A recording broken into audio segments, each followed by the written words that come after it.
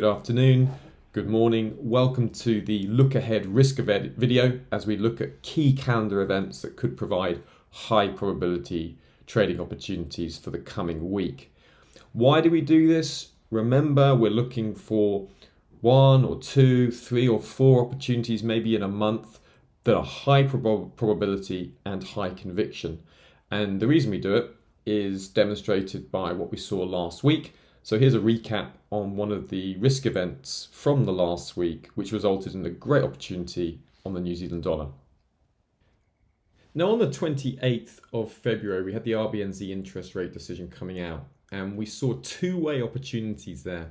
And one of the opportunities we highlighted before the event here in our cheat sheet was that if we saw the RBNZ avoid hiking rates and revising their official cash rate lower, we were expecting New Zealand US dollar sell bias and Aussie New Zealand dollar buying. Now, heading into the event, the New Zealand dollar had been gaining over the last few weeks since the middle of February on expectations that maybe the RBNZ would have to take a more hawkish tilt. Now, we saw that there was some differences of opinions between what markets were positioning for and what short-term interest rate markets were pricing. And we saw that short-term interest rate markets they weren't as optimistic at all about the RBNZ interest rate decision, and instead their perspective was that the RBNZ would be keeping rates unchanged, and there was a 25% chance for hike. Now, after the event, you can see that expectations of a more aggressive RBNZ have dropped sharply. And now short-term interest rate markets see the RBNZ holding rates at their current level and even dropping lower compared to the prior expectations. Now, at the decision, Governor Orr said that they did discuss interest rate hikes, but they were strongly convinced that current rates are okay. So the RBNZ really pushed back against that hawkish expectation into the meeting. And then if we look at the actual decision itself, we see that what was interesting, let's just go to the decision here. Okay, if we look here and we just look at the official cash rate is the thing we want to see, the projections. This is what had markets look surprised, is the official cash rates were projected lower. You see here the pink line and the purple line. See, the purple line shows that projections were revised lower than they were in November. So this was a really this was a real clear illustration of expectations being dashed. And so what we're expecting New Zealand US dollar selling, Aussie New Zealand dollar buying. So that was a clear and obvious opportunity. We saw New Zealand dollar sinking out of the meeting, and we saw clear Aussie New Zealand dollar buying. And as things currently stand, we still do have an Aussie New Zealand dollar buy bias in the Aussie New Zealand dollar for the US and for the London session. So any retracements to 106.35 is still suitable for buying. And I've got a leverage position there with stops just running underneath that 1.0600. I wasn't up at the time, but some people were up and they took opportunity of that and took a scalp in the Aussie New Zealand dollar higher. And there was also an opportunity with the New Zealand US dollar. You can see there, here in the 5-minute chart, plenty of opportunity to get in and a good run lower for a scalping opportunity. So that's why we look at these calendar events, because by looking at these calendar events and getting ready with the cheat sheet, we can see in advance where the big moves are going to be. And on the cheat sheet, we show people how to use this, as well as looking at the trading opportunities this month. So that was a great opportunity that we've had last week on the 28th of February out of the RBNZ interest rate decision. So, having watched that, what are we looking at for this week? Well, let's just take a look down the calendar for this week. And the first thing that jumps out is the Swiss inflation data. Now, this is the February inflation data, and we know that rental prices are super important for Switzerland.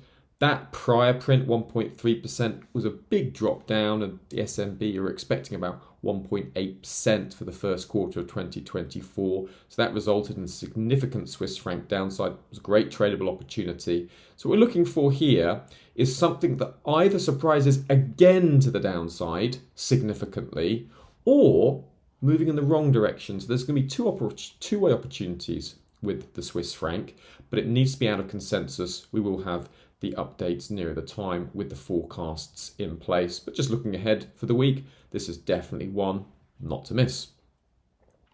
Looking through, got Japan CPI, unlikely for the Tokyo data to move markets. But if it sort of comes in above 2%, so if, say you start hitting 2.1%, then you're likely to see some yen strength, and we'll get some more hawkish chat from the Bank of Japan.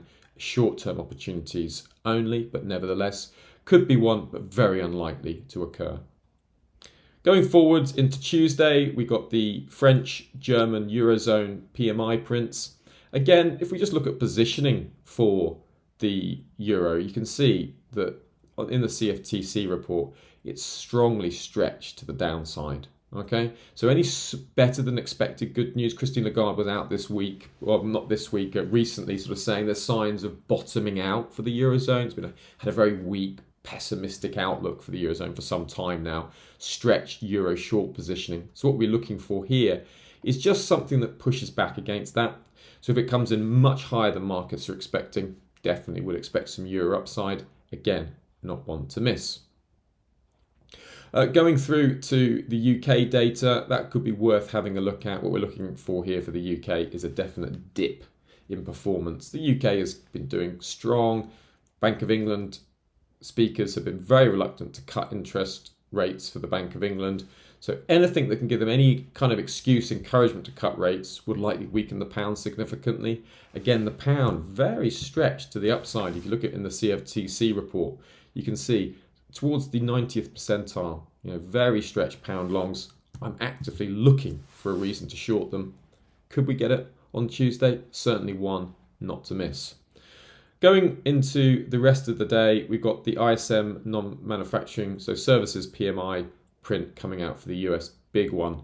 The outlook for the Fed is an unusual point at the moment because short-term interest rate markets and the Fed are all saying there or thereabouts 3 rate cuts this year.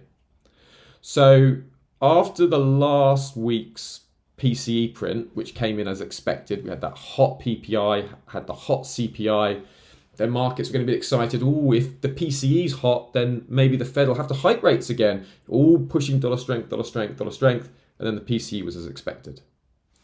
So this will be the next piece of the jigsaw. How's the service sector doing? The US is a service-driven economy. So an out of consensus print to the downside would be a significant surprise and will result in dollar selling. But I could also see if it's a surprise to the upside, then the hawks come back saying, oh, see, the US economy is doing okay. And maybe we can and will have to stay higher for longer with rates.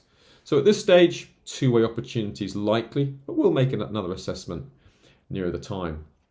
Going into Wednesday, the one that's really standing out here is, it's a tricky one, but I think really I want to be looking at the Bank of Canada interest rate decision. I might just take a look at the JOLTS job opening and the ADP data nearer the time, but may just pass on those this week. Obviously, labour data is really important, but we might just use that to focus on the non-farm payroll at the end of the week. ADP can provide some short-term opportunities. But the Canadian Canadian rate decision is going to be important. Now, the last sort of decision from the Bank of Canada was really a sort of a more dovish decision because they removed from the statement the need for the Bank of Canada to raise the policy rate further. So what they've kind of said is that that's it. We've done hiking rates. Now, they did revise growth lower. So it was a dovish statement on balance last time. Now, Reuters' latest poll sees 19 out of 31 economists seeing the Bank of Canada cut rates to 4.75% from 5% in June's meeting, right? And the first Bank of Canada rate cut some time comes after that. The risk is that I'm getting my words muddled up. The risk is that they stay higher for longer. So it'll be interesting. I'll have a more detailed preview up nearer the time, but at this stage, what I'm going to be looking for is I want to see growth revised lower, and I want to see expectations of interest rate cuts being more readily acknowledged by the Bank of Canada, and in that case, I should see a little bit more CAD weakness. So that's going to be looking for. We'll have a update nearer the time, and we've also got the JOLTS jobs data as well, which would give us a sense of how the US labour market is doing, but we'll be focusing on non-farm payroll. Now on Thursday, we've got the one that's standing out is the ECB interest rate decision. Now we know with the ECB, the likelihood of them cutting rates before June is very unlikely. We've had a series of ECB speakers saying, no, we don't want to cut rates too soon. We don't want to cut rates too soon. Things are coming into better balance, and there's general optimism about the current path, but there's a reluctance to cut rates prematurely. It's seen as a mistake to cut rates too soon, etc., etc. So they're holding that firm line. But obviously, if they start revising growth lower, you could see a little bit of your upside, because they could actually revise growth higher with Christine Lagarde's most recent comments that there's signs of the Eurozone bottoming out. So it'll be interesting to see what's going on there. We'll have a more detailed event, and we'll obviously be covering a lot of these events live next week. The ECB decision, Bank of Canada decision, the ISM services print, and the end of the week will of course be the non-farm payroll, which is going to be super important. The Federal Reserve are looking at the labour market through an inflationary or a deflationary lens. Strong labour data is inflationary, weak labour data is deflationary. Now, if you look at last month's non-farm payrolls, 353,000 jobs were added to the US economy. And then for January, and then December's numbers were revised higher. So it was a big wow for the US economy, which means this week, what we really want to see is a big disappointment. Something that just says, oh no, you were premature to think that the jobs market is so strong. If we start to see a big dip in jobs, then we would definitely be looking at significant dollar weakness if we saw that. It's probably the best opportunity of the week. Labour market data is super important. So that's the main things we're looking for. CAD employment data will be at the same time. That does potentially give us a good dollar CAD trade or opportunity. We'll of course have that updated, and we'll be trading that live with Financial Source members, and you will get that live, and we'll be able to break down the analysis in real time, and it makes it much easier, especially when you're sort of learning the ropes to it. Okay, folks, so that's what we're looking for this week.